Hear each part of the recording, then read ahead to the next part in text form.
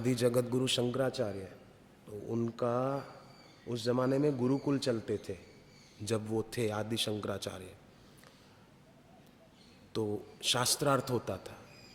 तो एक गुरुकुल के नाम मैं भूलता नहीं हूँ, तो शायद भरद्वाज जी नाम लिखा है। भरद्वाज जी वो नहीं भगवान राम के जमाने के, वो अलग थे।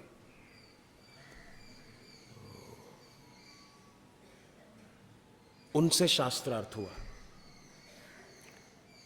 तो वो हार गए, क्योंकि ये शंकराचार्य ब्रह्मज्ञानी थे। हार गए तो उन्होंने अपना गुरुकुल बंद कर दिया और स्वयं ने आदि जगत गुरु शंकराचार्य जी से दीक्षा ले ली और उनकी कृपा से ब्रह्मज्ञान पाया। फिर उनका दूसरी बार शास्त्रार्थ हुआ। मंडन मिश्र प्रकांड विद्वान थे। अब न्याय कौन करेगा, कौन जीता कौन हारा?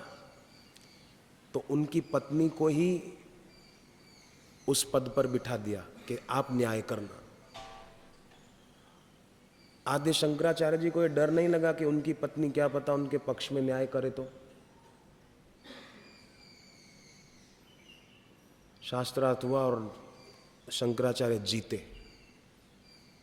वे उनके शिष्य बन गए, उनकी पत्नी भी। पहले ऐसे थे लोग, समझदार। अब आजकल भाषण दे दे के, उपदेश दे दे के व्यक्ति अपने को ही कुछ मानने लग गया कि अब मेरे को तो मेरा काम तो हो गया, मुझे अब किसी से सीख लेने की जरूरत क्या है। मैं अभी मंजिल पर नहीं पहुंचा हूं, ये समझ में नहीं आता है। वो सोचते हैं बस अपना तो हो गया, अब अपने को तो खाली उपदेश ही देना है।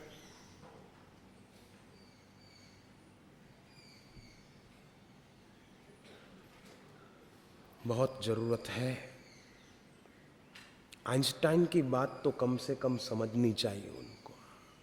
मरते समय आइंस्टाइन बोला कि मैं अगर भगवान जीवन देंगे तो मैं एक साधक बनने की प्रार्थना करूंगा, कि मैं साधक बनूं, मैं संत बनूं, मैं अपनी भी खोज करूं। मैंने बाहर के जगत में खोज की, अणु विज्ञान का रचयिता हो गया, मैं गणितज्ञ भी हो गया, पर अपनी खोज से वंचित रह गया। विदेश में महात्मा इमर्सन जिस नगर के थे, उसी नगर का एक युवक विश्वविद्यालय से डिग्रियां पाकर आया, काफी अच्छी अच्छी। तो सब उसका सम्मान कर रहे थे कि हमारे नगर का लड़का इतनी बड़ी डिग्रियां पाकर आया, वाह वाह। तो इमर्सन जी को भी कहा गया कि आप भी इसके सम्मान में दो शब्द बोलें। तो वो बोलने लगे कि मैं इस युवक की प्रशंसा करता हूं, पर किस लिए? विश्वविद्यालय से डिग्रियां पाकर आया इसलिए? बोले नहीं, मैं इसकी प्रशंसा करता हूं इसलिए कि वहाँ के वातावरण से लौटने के बाद भी अपने व्यक्तित्व को बचा कर आया है। इसकी जो सात्विकता थी वो इसने वहाँ की कॉलेज में नष्ट नहीं होने दी है। शाबाश है, इसलिए मैं इसकी प्रशंसा करता हूँ।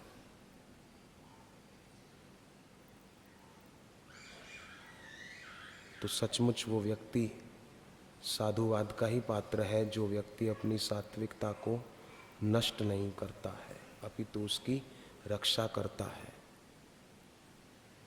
तो सात्विकता की रक्षा भी होगी तो गुरुवर के बताए उपायों से, और उनके बताए उपाय सरल हैं। तुलसीदास जी ने तो जप करने की महिमा गाई है कि जप करो तो कष्ट टल जाएगा, जप करो तो ये होगा, ये बताया है।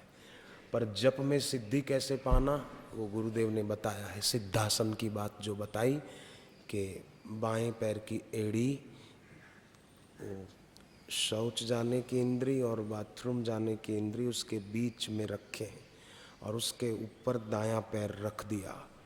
इसको सिद्धासन कहते हैं। योगासन पुस्तक में फोटो छपा हुआ है। वो सिद्धासन में बैठकर जप करें तो गुरु पूर्णिमा पर गुरुदेव ने बताया था कि उस व्यक्ति का मंत्र सिद्ध हो जाता है जल्दी। सिद्धासन में बैठ के जप करें, ये कितना सुंदर उपाय है। तुलसीदास जी ने जप की महिमा गाई, भगवान राम ने जप की महिमा गाई, पर मंत्र जो हम जप करें उसमें सिद्धि कैसे मिले ये गुरुदेव ने बताया है। अब कोई न करे तो किसका कसूर हुआ, आप सोचो। गुरुवर ने तो ये भी बताया कि मन नहीं लग रहा हो, मन में इधर उधर के विचार आ रहे हो, तो दोनों हाथों को परस्पर मिलाकर उंगली उंगली से जोर से दबाएं, खूब जोर से दबाएं।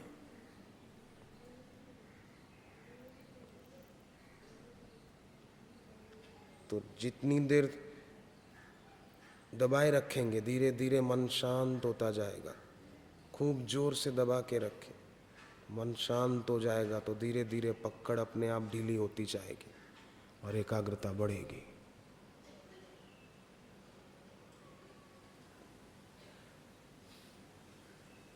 अब बताया तो है गुरुदेव ने, भाई कोई करेंगे तो फायदा होगा ना।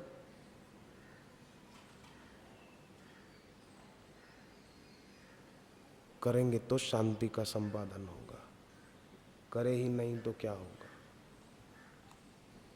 माँ ने तो खाना बनाकर दे दिया, बेटा चबाए नहीं तो किसका कसूर है, वो सोचे। हरि ओम।